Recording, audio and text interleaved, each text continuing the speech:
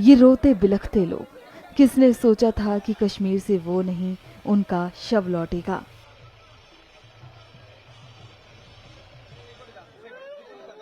ये तस्वीरें बालासोर से हैं, जो वाकई डराने वाली हैं। 3 बजे तो इन्फॉर्मेशन मिला था कि उसका मतलब उनके जो बीबी है, मेरे भाभी है, उन्होंने मेरे को बोले कि आप दीदी आप आओ और आपका भाई को बचा लो यहाँ से। मैं सुना कि क्या हो गया, फिर मैंने लड़की को फोन किया। हमारे पास किसी का कांटेक्ट नंबर नहीं था, क्योंकि वहाँ की ना प्रीपेड सिम था इसके पास, और वो मेरी लड़की को ही दिया था उसके मामा ने।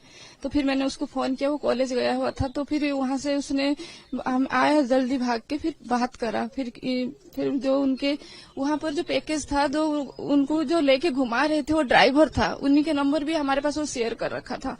तो फिर उन्हीं सामने बात की कि कैसे क्या हुआ उसके अंदर। ना ऐसा है कि हम तो बाहर है, वो बीबी बच्चे उनके अंदर है, तो हम जब तक बाहर नहीं आएंगे तो हम बता नहीं सकते। हम उनको रिक्वेस्ट करें कि आप एक बार जाओ कि हमारे बच्चे हैं उसके अंदर। बोले वहाँ बहुत तेज गोली चल रहा है कि हम जा नहीं सकते। फिर हमने कहीं से कहीं मीडिया वाला इधर उधर कनेक्ट करके, फिर हमने कि मीडिया वाला का नंबर लिया कि वो हमारे उड़ीसा की भाई थी वहाँ पर, कि मेरे एक भाई वहाँ रहते हैं। तो उन्होंने फिर सारा कांटेक्ट करे, फिर वहां से हमने मीडिया से नंबर लिए कि हाँ, बोले उन्होंने कि एक आदमी की डेथ हो चुकी है।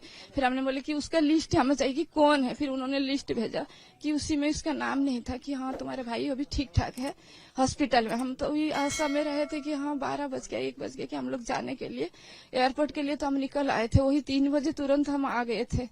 फिर वहां से कोई सुविधा नहीं हो पा रहा था कि वहां जाने के लिए। प्रशासन सबसे हमने बात कर ली कि हम वहां पे जाना है, चाहे कितने भी पैसा लग जाए।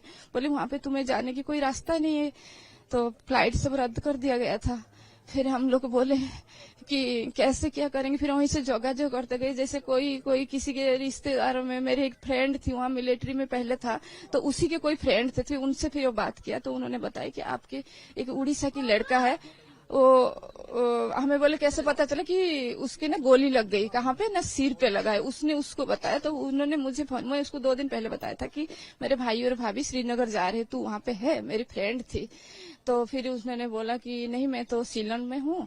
तो फिर मैंने बोली कि वो मेरे को फोन किया कि तुम्हारे भाई और भाभी गए थे, और मैंने अभी सुना कि हमारे बालेश्वर के एक लड़का को गोली लगा है।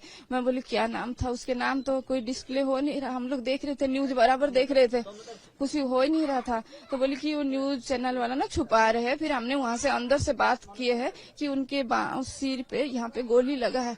तो हम बोले कि वो ठीक है कि नहीं, हमें इतना बता। बोले ठीक है तू फोन कर, मैंने वहाँ बात करता हूँ कि ठीक है कि नहीं, पता लगा कि फिर आप लोग को मैं बताता हूँ।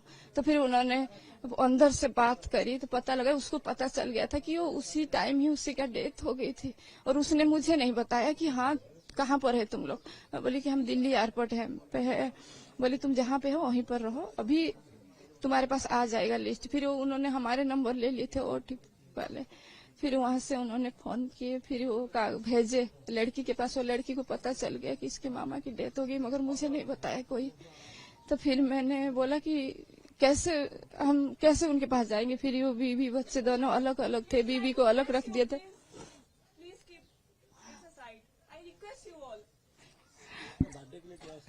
बर्थडे के लिए तो हाँ बर्थडे थी 17 तारीख को चला गया था। फिर वो लोग दिल्ली में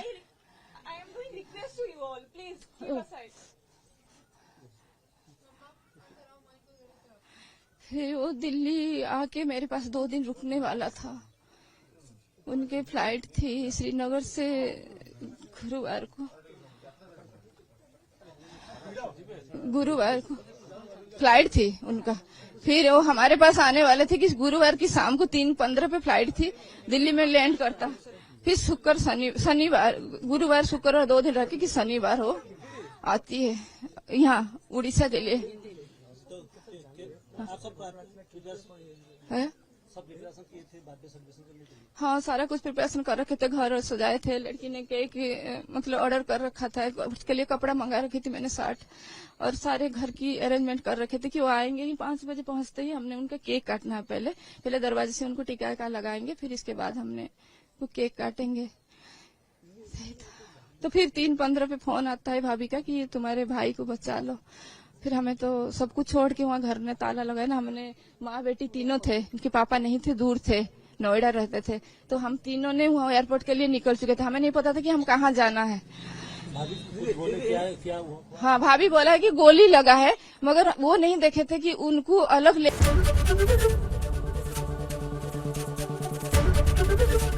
एबीपी गंगा, खबर आपकी, जुबान आपकी।